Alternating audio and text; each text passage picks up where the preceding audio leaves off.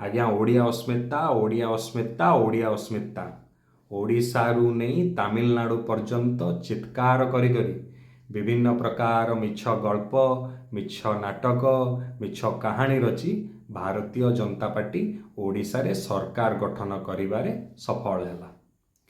आउ आम सरल ओडिया निरीह लोक भाविले कि भारतीय जनता पार्टी ओडिशा रे सरकार कला निश्चित भाव ओडिया स्वाभिमान आउ ओडिया अस्मितार सुरक्षा हबो।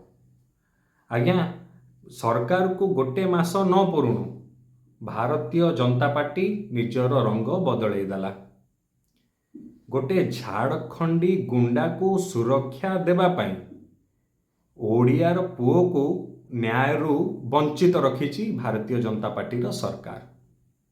आपण माने समस्ते जानिथिबे वर्तमान मध्य इलेक्ट्रोनिक्स मीडिया प्रिंट मीडिया सबुआडे गोटे विषय उपरे आलोचना समालोचना पर्यालोचना जोरसोर चली। आज्ञा सेटा हला रथयात्रा समय रे पूरी राजभवन परिसर रे कार्यरत जन सरकारी कर्मचारी एएसओ वैकुंठ प्रधान को उपरे जन झाड़खंडी गुंडा थरे भावंतु आपण निजको थरे वैकुंठ बाबू को जगार रखंतु आपण बुझीपारे कौन बीती थी वैकुंठ बाबू उपरे। तांको प्रथमे निज रूम को डाकिले गाड़ी गुलज कले माड़ मारिले माने से माड़ को प्रकार होइथिबो कि से सरकारी कर्मचारी जनक दौड़ी पड़ाई गोटे जगार आज्ञा लुचि बसिले। तांको मन सेतिक रे शांति हेलानी निजर किछि व्यक्तिगत सहयोगी को पठेई पुणी थरे वैकुंठ बाबू को निज पाखक डाकिले आ पुणी थरे निस्तोक माड़ मारिबा सह मुह फटेई तांको रक्ताक्त कले। ओडिया को गाली देले ओडिया जाति को गाली देले वैकुंठ बाबू को गाली देले आउ तांको प्रचुर माड़ मारिले। वैकुंठ बाबू निज जीवन बंचाई सेठारु पळेई आसिले। ता परदिन जेतेबेले से न्याय मागिबा पई राज्यपाल महोदय मुख्यमंत्री महोदय भारप्राप्त थाना अधिकारी विभिन्न जगह को जाती आउ लोक माने जाइकी निज न्याय मागिले तांको संपूर्ण भावे न्यायरू वंचित रखागला तांको कथा को शुणागला नहीं। बुझी हो नहीं कि भारतीय जनता पार्टी आउ से झाड़खंडी गुंडार कौन एमती मधुचंद्रिका अच्छी जो कि भारतीय जनता पार्टी ओडिशा सरकार से झाड़खंडी गुंडार सुरक्षा कवच पाल्टी गोटे ओडिया पुओ उपरे जो परी भावरे अत्याचार हैला। आज्ञा आमे जते बेले वैकुंठ बाबू जगार रहीकि से कथा को भावुचु कि एमती घटना घटी आम मन को केमती कष्ट होउछि। ओडिया लोक वर्तमान धीरे धीरे समस्ते भी घटना विषय जानिले समस्ते ये घटना को घोर निंदा करछन्ती किंतु एबे मध्य सरकार ए कथा को टोटाली शुणा को राजी नुह। ओडिया पुओ को न्याय देवाई आदम तांकर कौनसी प्रकार चेष्टा देखा जाऊ नहीं।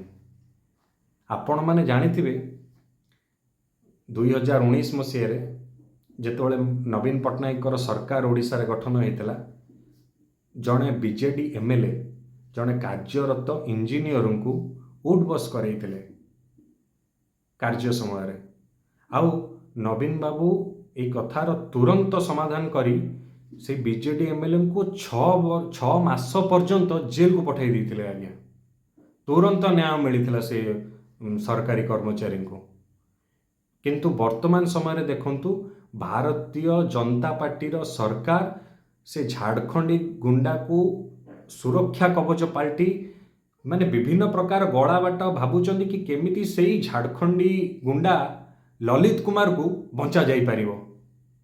गोटे ओडिया पुओ ओडिया अस्मिता ओडिया स्वाभिमान न्याय मागुची गोटे पटे झाड़खंडी गुंडा ओडिया लोकों को मारी मुह फटेई रक्ताक्त करी ओडिया जाति को गाली दे ओडिया माटी को गाली दे आज से निर्द्वंद्वर जाई कुआडे विदेश रे बुलुची आउ एठी भारतीय जनता पार्टी सरकार गोटे सुरक्षा कवच पाल्टी ताकू सुरक्षा दबारे व्यस्त।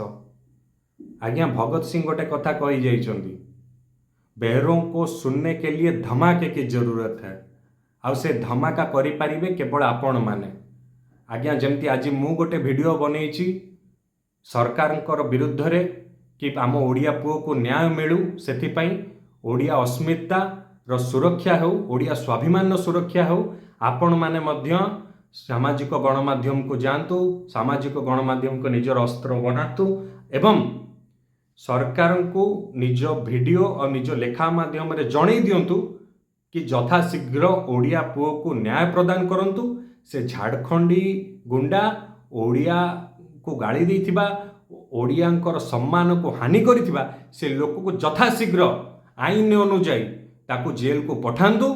आउ ओडिया पुओ को वैकुंठ प्रधान बाबू को न्याय दियंतु।